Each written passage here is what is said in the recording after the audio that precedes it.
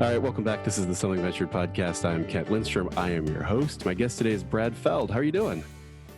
I'm doing good, Kent. Thanks for having me. This is great. So if you don't know Brad, he started and sold a company probably before most of us finished our management training programs.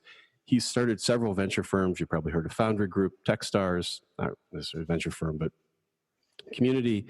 Has written several books, is famous for Feld Thoughts, the blog, where he shares his thoughts, and is now the author of The Startup Community Way and Startup Communities. So you're a busy guy. Yeah, I try to keep myself out of trouble. It's easier to be busy when you're stuck at home all the time. That's right. How are things in Boulder? Things are good. I like to be home. We don't have kids. It's just me and my wife, Amy, and I travel 75% of the time for 25 years. So maybe about 5 years ago, I stopped traveling much for work. So in terms of my daily routine, it shifted some, but not dramatically. But I'm also very aware in this moment of, how privileged I am in terms of not having to deal with kids and not having to deal with, all kinds of different things from a essential work perspective and being able to be safe. So.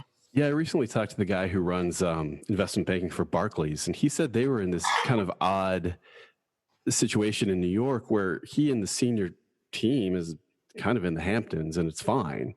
It's Hamptons in July, but their junior people are 2 or 3 people, roommates in apartments in Manhattan. And so they have no interest, the senior guys have no interest in going back to the office, but they're like, well, maybe the junior guys, like this starts being a mental health thing or something like that. It's a pretty significant mental health thing. And you land on the right, a thing I'll start with because I think it's so important. If anybody knows me, they know that I've been very open about my own struggles with mental health and depression over the years. And the COVID crisis that we're in the midst of is actually the intersection of multiple crises, right? A health crisis, which is the disease, that triggered an economic crisis. We had a very strong economy prior to COVID. That's triggered a mental health crisis. And, exactly the example you just gave. And I think one of the challenges for many leaders, especially, is the dissonance that you feel in the moment between, what may be going on for you as an individual versus what's going on for so many other people in the world, in our country, in your businesses. And dealing with that dissonance, I think people generally underestimate how hard that is. Yep. And over time, it really does start to impact even the people that are in strong position pretty negatively because they're trying to deal with all these other things that are going on. Yeah, it's been great. And I've been, just fascinating little things happening. I talked to somebody yesterday who lives in Menlo Park, and she and other people are trying to figure out how to get pods of kids together to be educated. And she's like, there's this huge entrepreneurial energy around how do you put together, she and her friends are going to find a teacher and hire the teacher. And then they're going to have the kids go from one house to another. And she's like, but there's hundreds of groups doing this now. So COVID's generating all of this sort of unexpected activity in all these different areas. Yeah, it's historically cliche, but I think we're about to experience it in a profound way over the next couple of years, which is a complete and total reconfiguration of a bunch of things that we sort of took as the way it worked. Yeah. And your example is a good one, right? If somebody is a teacher in a school today, in a physical school, in a public school system, and they decided to be entrepreneurial, and instead they were in a community that had resources, and they decided to be a full-time teacher for a class of 20 or 30 kids, where exactly what you just described, my guess is that their economic life as a teacher probably goes up. Right. The dynamics with those kids change, and obviously dynamics with the family, but you still have an interesting problem is that if you're wealthy, you can afford to do that. Yeah. If you have no money and no resource, wealthy in Menlo Park, you can do that. If you have no resources and you depend on public education system and your kid's not in that place, or you're a teacher in one of those schools in a community that doesn't have the wealth to do that, all of a sudden the disparity that we're dealing with, again, between the haves and the have-nots gets bigger because education, of course, is a key part of it. if you scale back from that a little bit, it is an opportunity for a dramatic reconfiguration of things versus just, on the margin disruption. Yeah. And, that's a great entrepreneurial opportunity. Yeah. So why do you write? You share so much of what you learn. You share it on a blog, you write books, you now write about startup communities. If you think about, like, say, the hedge fund world, nobody's writing about how to create like a hedge fund community, right? You just get a couple guys from Harvard and name Chad, and there you go. Why not just keep this all to yourself and invest in companies and quietly get rich and keep other people from knowing what you know? Probably a couple of things. The primary is my own internal motivational structure.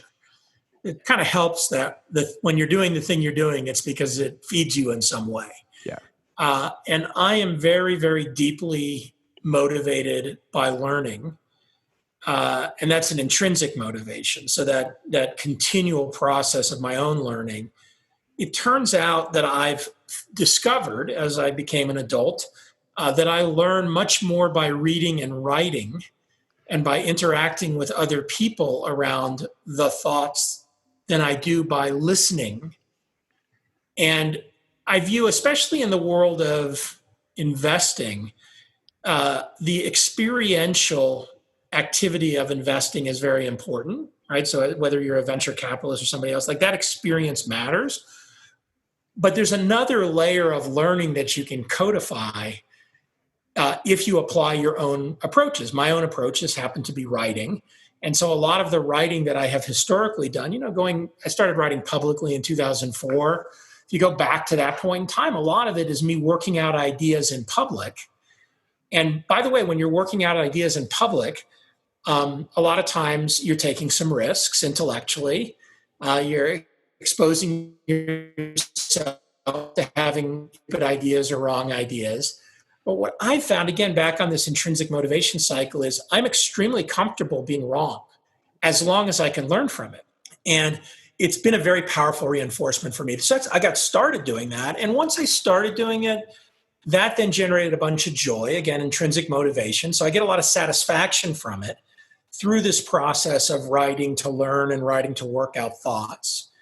And, look, over time, from a purely financial perspective, I've been fortunate to be successful. The need to keep everything a secret and make more money, that's never been part of my own value system. I couldn't give a shit about that. So I'd much rather extend the kinds of things I'm doing and the interaction with the kind of people I get to interact with as a way to figure things out. And I'll just end that thought using startup communities as the example. When I wrote the first book in 2012 called Startup Communities, a big part of my motivation was to try to put into words a phenomena that I was experiencing in Boulder of creating a vibrant startup community in a time frame like 2010, 2011, where I believed that the path out of the global financial crisis was innovation and entrepreneurship. And I strongly believed that you could build a startup community anywhere in the world, and that every city in the world needed a startup community to stay vibrant long term. It wasn't the only thing the city needed, but it was a thing. And this was against the backdrop of still lots of conversation and many people saying, if you really want to start a company, you need to move to the Bay Area. And I never subscribed to that. And as a result of that, it'd be one thing to say, I disagree with you, you don't have to move to the Bay Area. Right. It'd be another thing to write and try to make the point of it. And then it would be yet another thing in 2020 to be living in a moment in time where I think that's a pretty well understood truth now. Right. That you can start companies anywhere in the world, and that many, many, many cities have now evolved into great startup communities. Part of the motivation for writing the Startup Community Way comes from that, which is people asking the question, well, I've been at this for 5 years, now what? Right. Right. And continuing to try to work out those ideas versus saying, I know the answer, here's the answer. And so what do you make of the, and you can make fun of it too. I had a podcast with Josh Felser where I made fun of Burning Man and he refuted it. So what do you make of the San Francisco community? Is it silly? I mean, we to characterize it, we kind of run around all day meeting each other, having coffee, and I'm speaking kind of pre-COVID. And then we all end up at the Battery, which is this kind of the social club. Then the same people are there all the time. And we repeat that and tell ourselves we're doing some good. I think that there's a pretty broad spectrum, because what you've described, of course, is, the version of Silicon Valley that's satirized on the TV show Silicon Valley. That's the instantiation in real life of it. Yeah. And there's definitely a vector of that. However, if you look at the startup community of, I like to call it the Bay Area instead of Silicon Valley, because I think it's more encompassing and more, frankly, inclusive when you talk about the Bay Area, because you're not just talking the peninsula, you're not just talking about some artificial construct. There are amazing amounts of interesting things that have happened over the last 100 years to get Silicon Valley or the Bay Area or whatever you want to call it to where it is today, which, by the way, is part of my underlying thesis, is that you have to have a very long-term view. And in fact, Ian Hathaway, my co-author, and I now say today's Silicon Valley, if it started from scratch, could not create Silicon Valley. Yeah. So the interesting thing about that, though, is you have a whole bunch of good and you have a whole bunch of bad. And in the middle of that, you have a whole bunch of weird. And if you go back to one of the people I've learned a lot about this from, Richard Florida, who wrote the book, The Creative Class, in the 1990s, that really was the start of reurbanization in the United States and maybe in the world. He basically says you want the collision of a bunch of different things. Yeah. You want the collision of a bunch of different people, types of people, viewpoints, experiences, frames of reference, intellectual backgrounds, socioeconomic backgrounds, ethnic, racial, etc.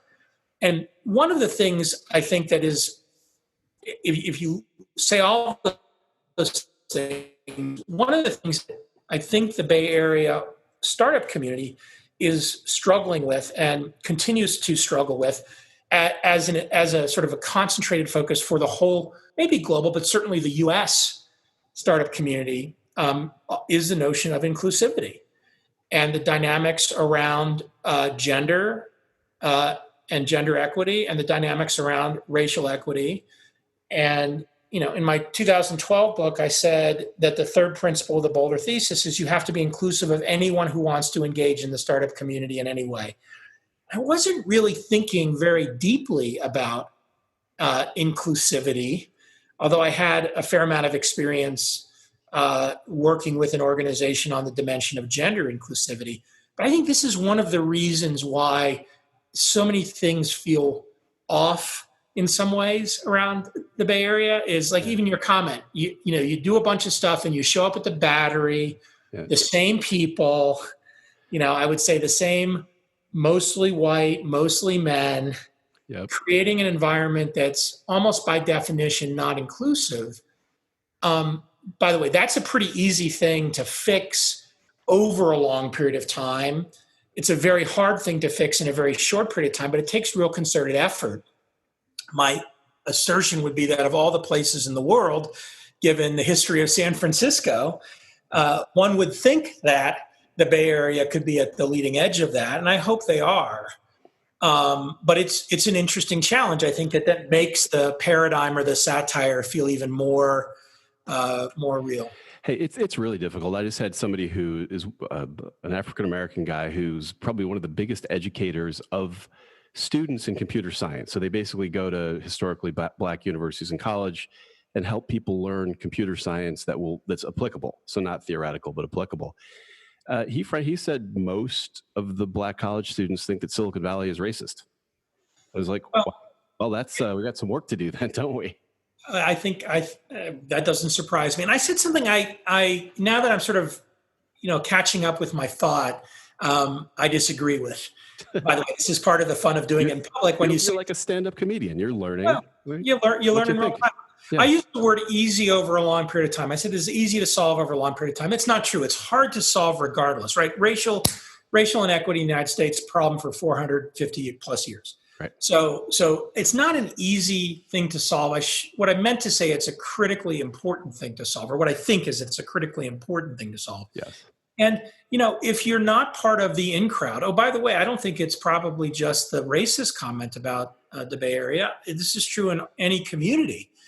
If you aren't part of the quote in crowd, then you feel like that community is biased against you. Yep. And even if the community works hard to be inclusive, almost by definition, we're humans. So there ends up being in crowds and out crowds.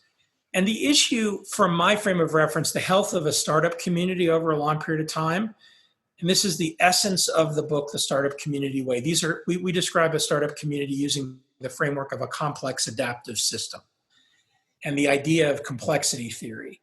And the punchline of that is that you don't have a deterministic outcome, right? When you have a child, raising a child is a complex system. You can't say that when the child is 24 years old, these are the things that child will be doing and will have done and how they will be living. All of the interaction effects over time in the moment affect what happens in the evolution of that child. Same thing with the startup community. The important thing is not whether or not Silicon Valley is fundamentally racist or not. That can be, people can have an opinion, they can decide it's truth, it can be a discussion, doesn't matter. There is no question that empirically the number of non-white, black and brown VCs and black and brown founders is a very low single-digit percentage of the population. And if you add in women into that mix and say black or brown women, that's an even smaller percentage of the population. So that's a fact. That's not something you can argue with. And so then the question is, and now what do? You complex system, right, of which you can't say, okay, here are the new rules and this is what's going to happen. But you've got to have all of the different actors that have influence, ability to into the process, start to change things. And that change is one that will evolve over time. And in an optimistic frame of reference, it's one that if enough people are focused on participating in the change, right, you'll end up with some real change. So how do you thoughtfully, the title of the book being, The Startup Community Way, suggests that you're giving people a way to do something. And if the systems are complex, and just use an example, some people theorize that the Bay Area ecosystem emerged because of the deep tech that happened because of the military issues we had here, collided with people dropping acid and trying to open their minds. And you brought those two things together, and one side saw the computers, and that, whether you believe that or not, that's a very long, complex, and something that you would never think to establish. And yet it happened. So how do you thoughtfully make something happen that is replicating something that might be organic? You end up only able to really do something about the initial conditions. And, what you just described were initial conditions that weren't necessarily planned. Right. And by the way, initial conditions that were happening in other parts of the country too. And I would give you as an example, I lived in Boston for 12 years. During that same period of time around MIT and Harvard, there was an enormous amount of military and government investment in new technology that, of course, created what was Route 128. While you had different cultural norms on the East Coast than you did have on the West Coast, I would assert that the only cultural norm of dropping acid was not necessarily valid, including the idea that there were a bunch of hippies in Boston during that same time period. Right. So, now you're going to introduce some other dynamics, including cultural norms, including, for example, the concentration of where people were. So one of the very interesting things that evolved in the Bay Area was a concentration of people in sort of the 60s and 70s and 80s was a concentration of people around Stanford. Right. And the clustering of companies, in sort of Stanford south down to Sunnyvale. In Massachusetts, the equivalent clustering would have been around MIT. Right. Except for that's not what happened. Yeah, there was some stuff around MIT, but Route 128 is about a 45-minute car drive from MIT. Right. So you ended up with this geographic disbursement that had different characteristics. Of course, you had a very rapidly growing state during that period of time in terms of new people coming to the Bay Area because of the natural beauty and the relatively little population and probably lower cost of living, whereas Massachusetts wasn't attractive. So I think the key is to recognize that it's not a couple of things, it's often many different things that then change over time. By the way, if we go to current reality in the Bay Area, right now, if you live in the Bay Area, the size of house you can buy for amount of money is very out of proportion with most of the rest of the United States. Not all of it, but most of it. And so, gosh, if you wanted to have a nice house because you now want to raise your 2 kids, there might be lots of other places now that you can build startups everywhere that you might want to be. Yeah. So those initial conditions don't set in stone reality for the next couple of generations. You have to constantly renew. And by the way, it's something that in the Bay Area has been done beautifully over many years. The end of the Bay Area, the end of Silicon Valley, like that article has been on the front page of newspapers and magazines every 15 or 20 years, right? Right. So when you see people starting ecosystems anywhere, do you envision that it would be literally thousands of communities, like in, Nashville and, Muscatine, Iowa? Or is it's not just going to be Silicon Valley, but there's going to be 20. There's going to be one in Singapore and one in Dublin, but there's not going to be one in Reno. I think you're somewhere in between the two numbers, somewhere between 20 and thousands. In the US, there's roughly 300 cities that are more than 100,000 people. And I think that's, kind of the 100,000 people level is the interesting level. And so if you go around the world, there's, 1,000 plus cities at that level. However, and this is a moment in time that transition, right? If you had said in February, and a transition that we in startup communities or in complex systems, we call a phase change, right? Everything worked a certain way until something happened and you had a phase change and now it works differently. Right. So in February 15, on Valentine's Day, 2020, if you had said to anyone in 3 months, 99% of office workers around the world will be working from their houses. Yeah. That person would have said, you're crazy. You're crazy. A, that'll never happen. B, it can't happen. The technology won't support it. People won't tolerate it. Right. Not possible. And lo and behold, that's what happened. And that's a phase change. Like, okay, now that we understand that, what is the importance of place?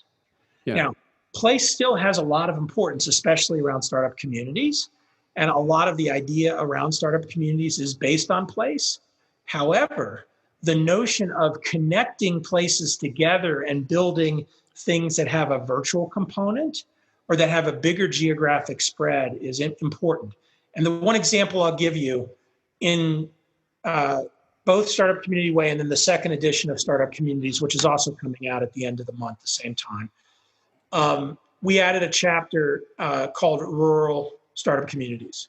Yeah. This was from learning that we had in Colorado over the last 5 years.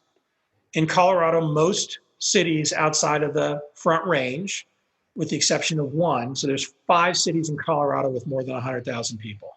And there's only one that's not, in the middle, sort of in the middle of the Front Range, and that's Grand Junction. If you look at all the other cities in Colorado, many of them are less than 15,000 people, less than 10,000 people.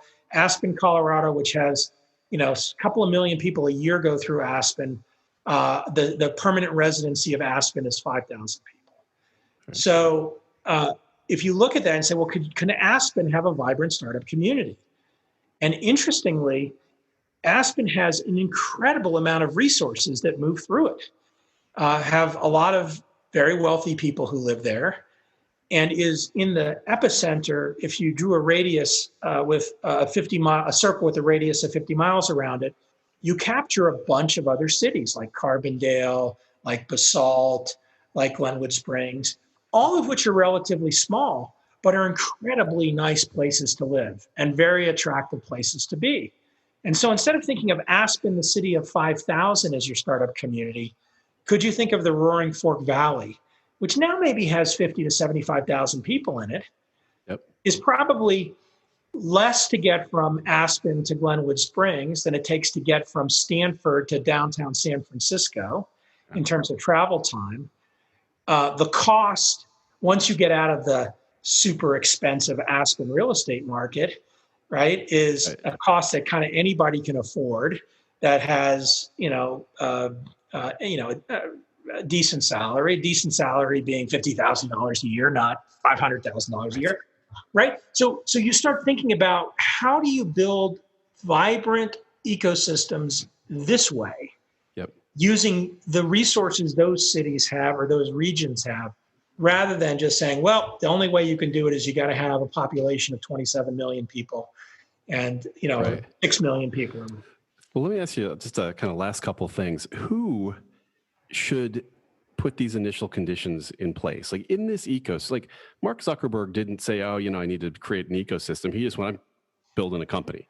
I'm going to Silicon Valley. And every time I go to Singapore or Dublin, there's sort of like, there's a government program and then there's a guy running it. You don't really know what his deal is. And there's people hanging around, or kind of these attractive PR people for some reason. And like, who is the person who's the right person or group of people to, in a place, Boulder, wherever it is, put these conditions into place and get this, get the ball rolling? Well, the direct and short answer is the leaders have to be entrepreneurs. So entrepreneurs, it's the first principle in the Boulder thesis. And it's not an entrepreneur, it's a critical mass of them. It's not all the entrepreneurs in the city, but just enough. Yeah. And the critical mass could be 5 to 10. My story from Boulder is a good example of that. I moved to Boulder in 1995 with my wife, Amy. I didn't know anybody when I moved to Boulder. I knew one guy. He moved away pretty soon after. So I really didn't know anybody. I went and I found some people that were like me, some other entrepreneurs.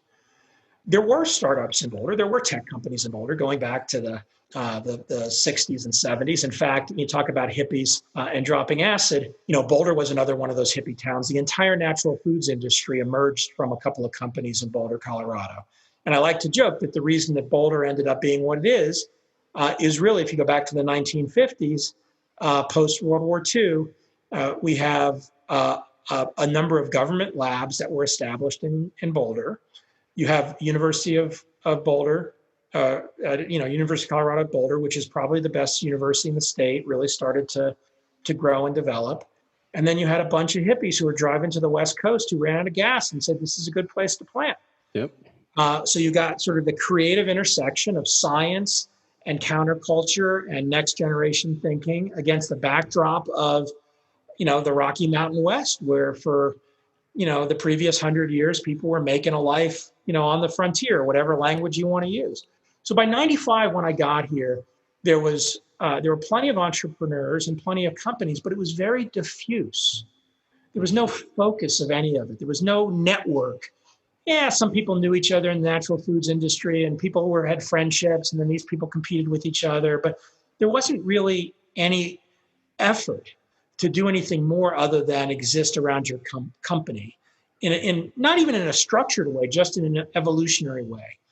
And literally when I look today in 2020 at the first 20 people that I got to know when I moved here, most of them are still leaders in some way within the startup community. However, and this is super important, they are not trying to control it. They are not in charge of it. There's many, many people, given the evolution of Boulder over the last 25 years, that play leadership roles in the startup community that I don't even know who they are. Right. When people refer to me as an important role in today's Boulder startup community, I say, sure, I'm a participant in it, but I'm not nearly as important anymore and relevant anymore as I was probably 25 years ago, when I was in the middle of as many things as I could be in the middle of. So it's scaled horizontally without you. That's a super important thing, because the way the network, and I'm still a meaningful participant in it. But if the same leaders 25 years later are the ones that are leading, it becomes stagnant. It becomes stale. Back to your last point, just to underscore it, there is a role for government. There is a role for nonprofits. There is a role for university. But they have to recognize what the goal of a startup community is. The goal of a startup community is to help entrepreneurs succeed. Yep. And so as long as their engagement with the startup communities is to help entrepreneurs succeed, they'll be effective. And as you know, and I think all your listeners know, organizations often have other motivations, their own internal motivations, Yep. their own ways that you get your promotion inside the hierarchy, way that you get things allocated. So like getting that balance right is an ongoing dance. Well, I'll finish with this. You were investing and involved in sort of the internet community in the 90s when the internet was cool. Like, how do you feel as you kind of what you felt looking forward at that time, the first time you kind of logged into a server somewhere and you had some vision of what was happening that obviously excited you down this path? How do you how does that, I don't know, how do you reflect on that when you see what's actually happened? Did you get it right on the high side or the low side? I don't know. I just read a post recently. I'm not a predictor, so I don't know. I can't remember what I was thinking. Certainly, I probably couldn't have thought 25 years in the future. The first time I saw the internet was, I used the internet in college in the 80s, but mostly just for email and for moving files around. The first time I saw the web was on an early Mosaic browser on a Sun workstation at the Student Center at MIT, well after I graduated, but I was shown it by a half dozen undergraduates led by a guy named Rajat Bhargava, who Rajat and I we've done 8 companies together. We still work really closely. And Raj and his gang showed me something called Freshman Fish Wrap, which was a web page that was the MIT news on the web with links, and you clicked the links and then it took you to the next thing.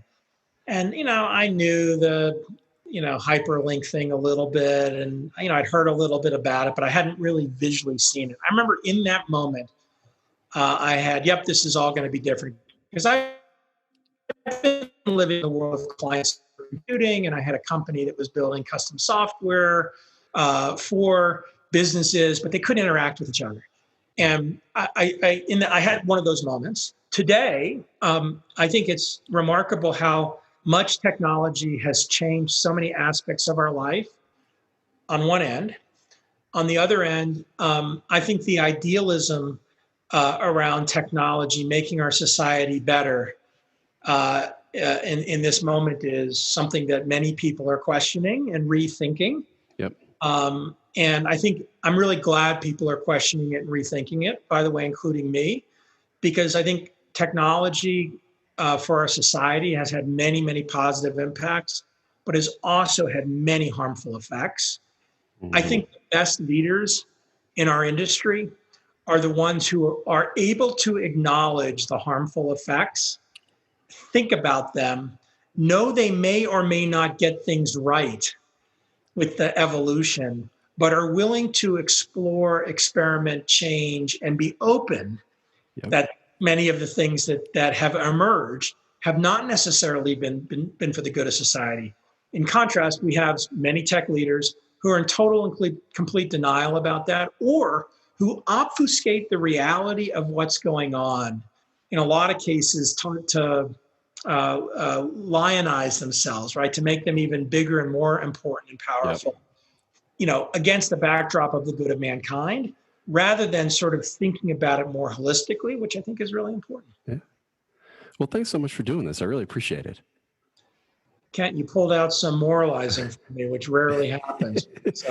Well, so the books are the startup community. The books, you can't just do one. The Startup Community Way and Startup Communities. And people should get them. I'm pretty sure people know where to get the books, and they should follow you on all your favorite online bookstores. The new one, the Startup Community Way, is one that I'm hopeful it becomes a very important book on a general sense, not just around startup communities, because the framework that we used of complex adaptive systems can be applied really to any complex system that you're trying to grow, develop, and evolve. And I should mention on your blog, Feld Thoughts, there's an outline if you want to see what the table of contents looks like. It's a few posts back. All right. Thank you so much. Brad Feld has been my guest. This has been the Something Measured podcast. Talk to you next time.